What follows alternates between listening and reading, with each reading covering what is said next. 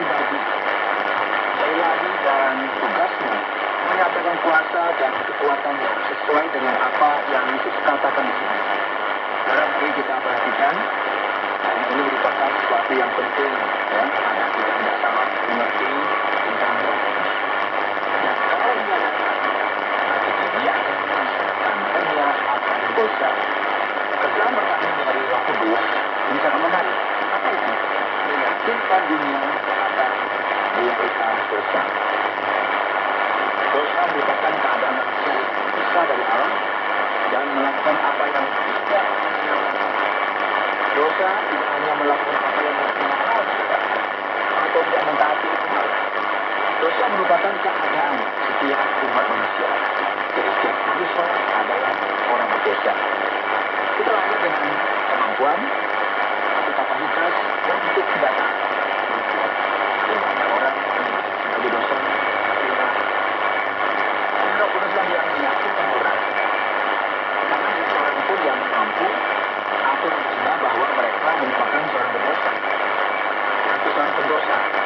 Kita semua juga tahu bahwa sulit sekali untuk meyakinkan seseorang tentang kesalahan mereka. Pembelaan diri kita, pembelaan kita akan miliki karena kita merasa diri tidak berdosa. Nah, ketika seseorang mulai mengerti ya bahwa mereka bersalah, bahwa mereka berdosa, mengerti kelemahan mereka, maka mereka sedang digerakkan oleh Roh Kudus. Jadi satu-satunya kuasa Tuhan dinyatakan melalui meyakinkan seseorang atau mengusulkan seseorang dari dosa-dosa mereka sendiri. Karena ini firman Allah berkata bahwa Roh Kudus meyakinkan seseorang akan kebenaran. Dari dosa seorang kebenaran. Apa itu kebenaran? Berarti bahwa setelah kita menjadi sadar bahwa kita dalam sebuah keadaan yang tidak mampu menyelesaikan masalah di hadapan Allah. Dan masalah itu adalah dosa, kesalahan kita, keterpisahan kita dengan Allah yang dikarenakan oleh ketidakberkenan kita dalam hal moral dan etika. Sekarang bagaimana caranya supaya kita memperbaiki ketidakberdayaan kita dalam hal kita untuk cukup kita di hadapan Allah? Sebenarnya Allah dosa yang meyakinkan kita dengan kebenaran. Atau bisa dikatakan tentang pembenaran. Dan kebenaran yang kita peroleh di dalam Kristus. Kristuslah yang menjadi kebenaran kita. Jadi Roh Kudus bekerja untuk meyakinkan orang-orang tentang dosa-dosa mereka sendiri dan juga supaya mereka beroleh kebenaran melalui siapa? Yesus Kristus. Roh Kudus itu campur untuk meyakinkan kita tentang penghakiman. Ini dosa, kebenaran, sekarang penghakiman.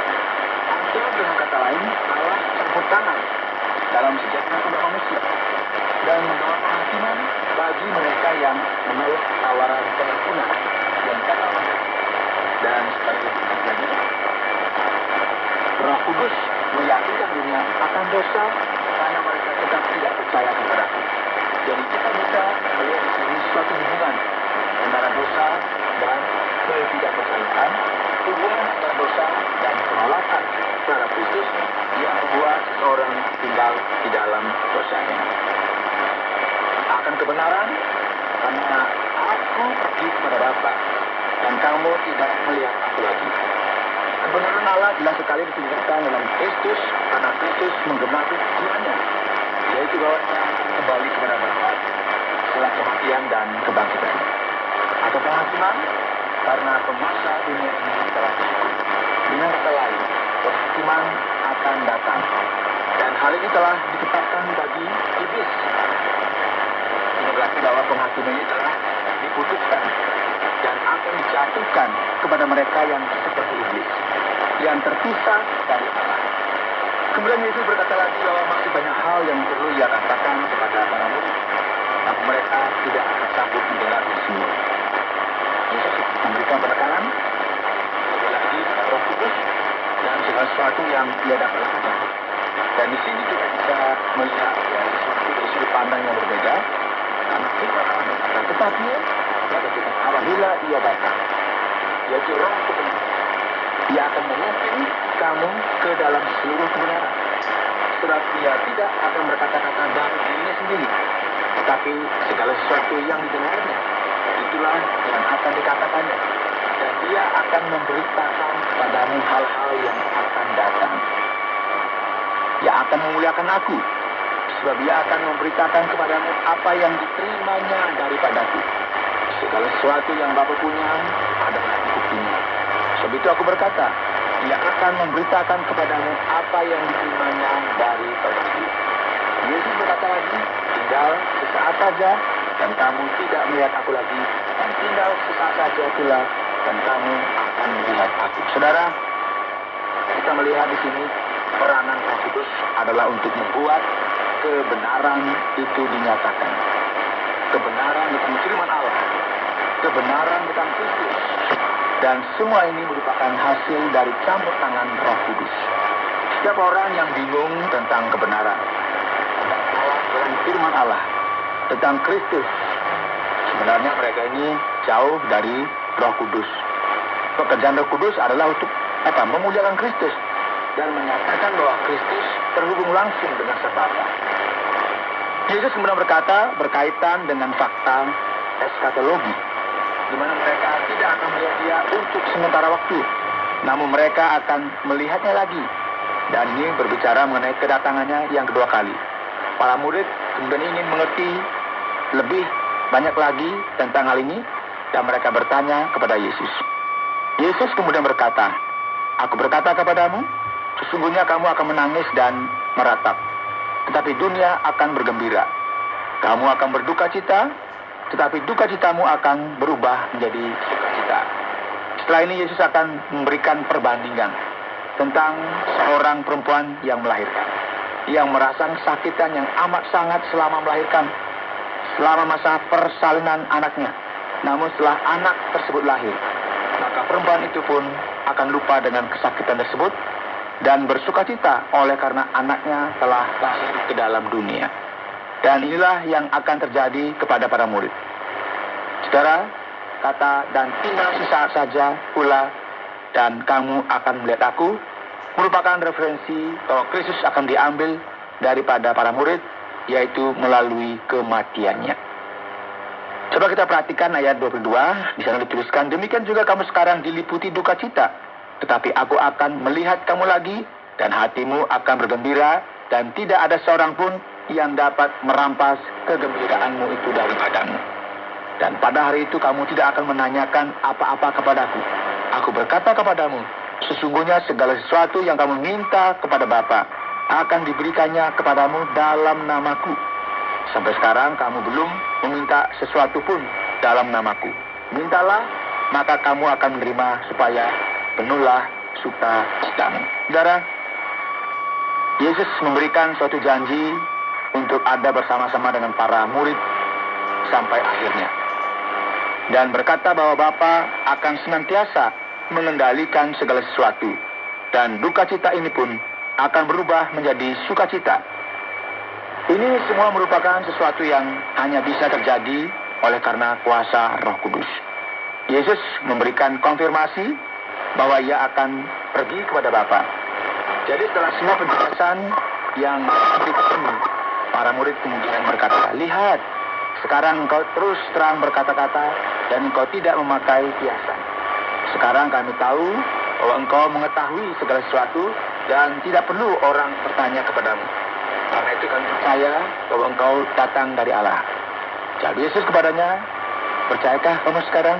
Lihat, saatnya datang, bahkan sudah datang, bahwa kamu diceraikan masing-masing ke tempatnya sendiri, dan kamu meninggalkan aku seorang diri. Namun aku tidak seorang diri, sebab Bapa menyertai aku. Yesus ingin menyatakan, tenanglah, diamlah.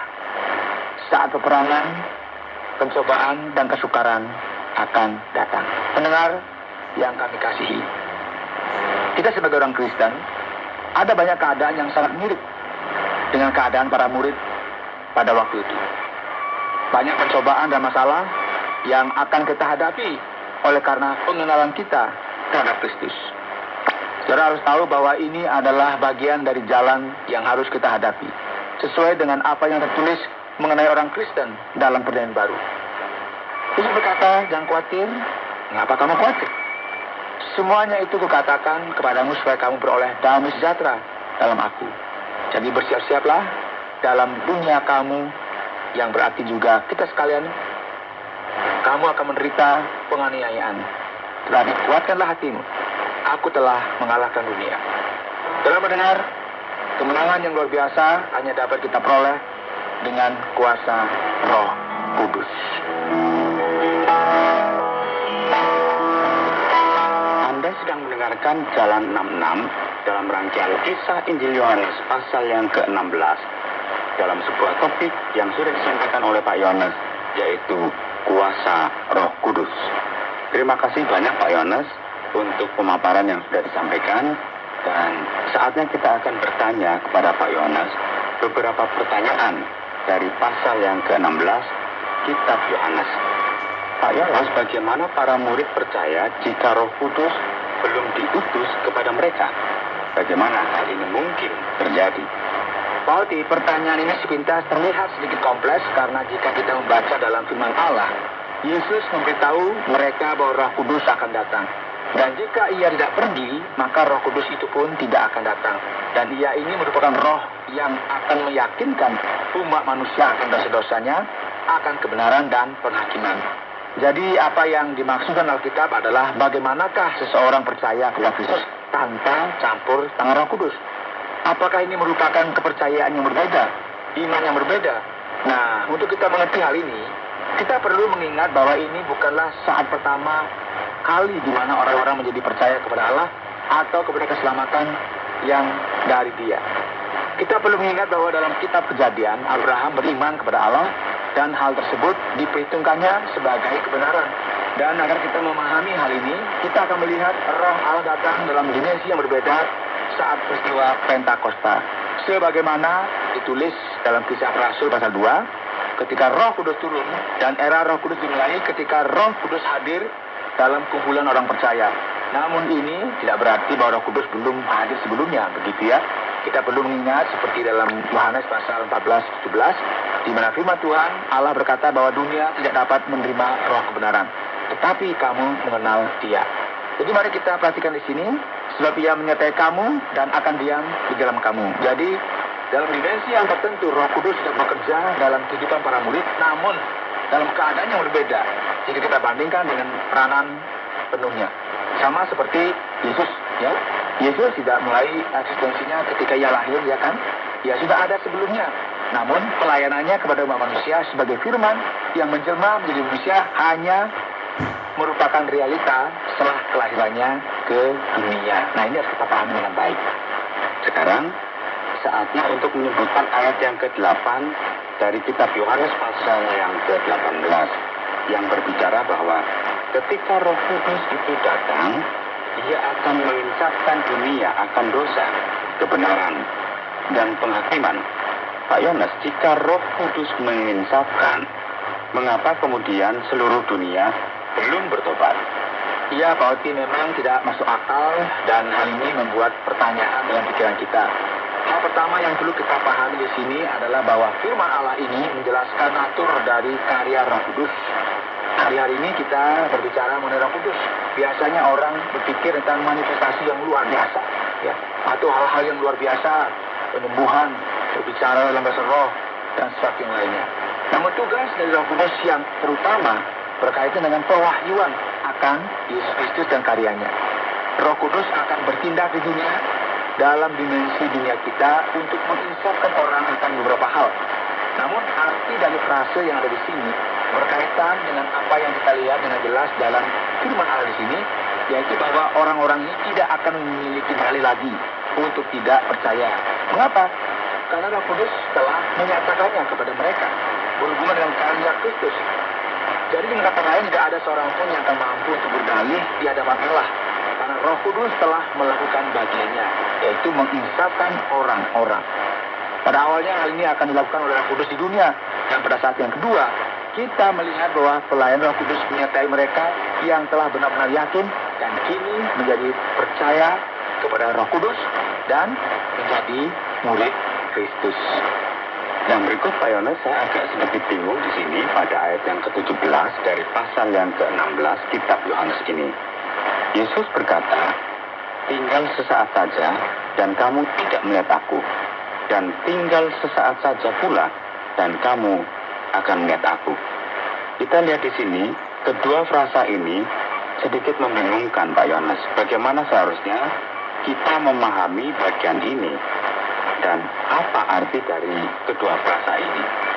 Jangan khawatir Bautian, karena kita akan bisa menyelesaikan kebingungan ini dengan mudah. Kedua frase ini harusnya dimengerti dalam konteks yang ada di sini. Yesus ketika dia berkata, tinggal sesaat saja dan kamu tidak melihat aku, sebenarnya ini merupakan referensi bahwa para murid akan menghadapi kesulitan, bahwa ia akan mati dan tidak akan bersama-sama dengan mereka lagi. Dan setelah ini ia berkata, tinggal saat saja pula dan kamu akan melihat aku.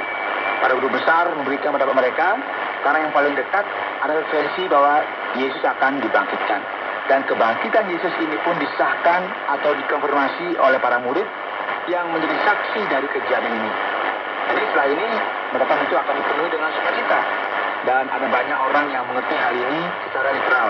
Dan ini merupakan sesuatu yang natural sekali. Namun demikian, ya, ada banyak orang yang menekankan bahwa ini merupakan referensi kedatangan Yesus yang kedua kali ke dunia ini. Jadi sekarang bisa jadi merupakan konsep kebangkitan Yesus yang memberikan bukti dari perintah terhadap hal-hal yang baru yang telah dijanjikan, dan penulis Injil mengaitkannya langsung kepada kedatangan Yesus yang kedua kali. Dan semua hal ini menyatakan kualitas kehidupan yang akan datang yang telah dijanjikan setelah kebangkitannya. Jadi seperti ini ya sebaiknya kita memahami apa yang Pak tanyakan tadi. Pak Yones, pada pasal yang ke-16 ini memiliki khotbah pengajaran dari Yesus yang seakan-akan memberikan motivasi yang berbicara mengenai kehadiran Roh Kudus dan sukacita dalam Roh Kudus. Dan berakhir di ayat yang ke-33. Di sini dikatakan, dalam dunia kamu menderita penganiayaan, tetapi kuatkanlah hatimu. Jika Roh Kudus itu demikian berkuasanya, mengapa kita harus melewati pencobaan dan masalah? Sebenarnya setiap orang perlu mengerti dengan baik bahwa kuasa Roh Kudus campur tangan Allah dalam hidup kita tidak akan membebaskan kita dari berbagai pencobaan. Tidak pernah ada gereja di sepanjang jalan kekristenan yang lebih berkuasa daripada gereja dalam kisah para rasul. Juga tidak ada gereja yang telah menderita dengan berbagai masalah penganiayaan sebagaimana yang dialami oleh gereja dalam kisah para rasul. Jadi tidak mungkin untuk menjadi berbeda dari realita Injil. Kuasa Roh Kudus tidak membebaskan kita dari permasalahan, namun sebaliknya justru mengizinkan kita untuk menghadapi berbagai masalah dengan cara yang berbeda. Allah ingin menunjukkan kepada kita bahwa apa yang penting dalam kehidupan kita bukanlah terbebas dari masalah-masalah, namun Ia mengajarkan kepada kita bagaimana menghadapi masalah, menghadapi pergumulan dengan cara yang berbeda. Nah, ini penting bagi pertumbuhan pribadi kita, supaya karakter kita semakin kuat, supaya kita menjadi pribadi yang lebih baik. Nah, sekarang Pak Yones, berdasarkan penjelasan yang sudah didapatkan di sini, sepertinya Roh Kudus ada di tempat kedua. Ia sepertinya kurang begitu penting jika dibandingkan dengan Bapa dan Anak. Apakah betul demikian? Bagaimana ini, Pak? Apakah ia ada di bawah kuasa dari suatu pribadi? Lalu bagaimana peranan trilogi ini berfungsi, Pak Yones? Menarik sekali Pak Oti, ini merupakan pertanyaan yang bagus. Karena hari-hari ini banyak orang mulai bingung dan berpikir bahwa Roh Kudus layaknya daya tarik magnet, ya, seperti sebuah cairan spiritual atau tegangan listrik yang datang dalam ibadah gereja. Orang lain berpikir bahwa Roh Kudus itu seperti pancaran dari Allah, seakan-akan ini merupakan roh dari Allah yang berarti Allah memiliki substansi yang paralel, yaitu roh ini. Tidaklah demikian. Roh Kudus merupakan pribadi ketiga dalam Trinitas. Kita bisa melihat ketertundukan di sini, peranannya dalam memuliakan Bapa dan Anak. Namun proses ini berkaitan dengan pekerjaan dari Sang Bapa, Anak dan Roh Kudus dalam suatu yang kita sebut teologi ekonomis Trinitas. Ketiga-ketiganya memiliki peranan yang berbeda dan peranan yang berbeda. Namun esensi dari semuanya ini, esensi dari Trinitas ini, yaitu Bapa, Anak, dan Roh Kudus. Mereka lah intinya. Atau sebagaimana para guru besar lebih suka menyebutnya secara ontologis. Mereka memiliki kuasa yang sama, nilai yang sama, serta arti yang sama. Mereka saling mengasihi sampai selama-lamanya. Dalam saya tunggal, peranan masing-masing pribadi dalam sejarah keselamatan umat manusia sangat berbeda. Namun pada intinya tidak ada yang lebih rendah dari yang lainnya.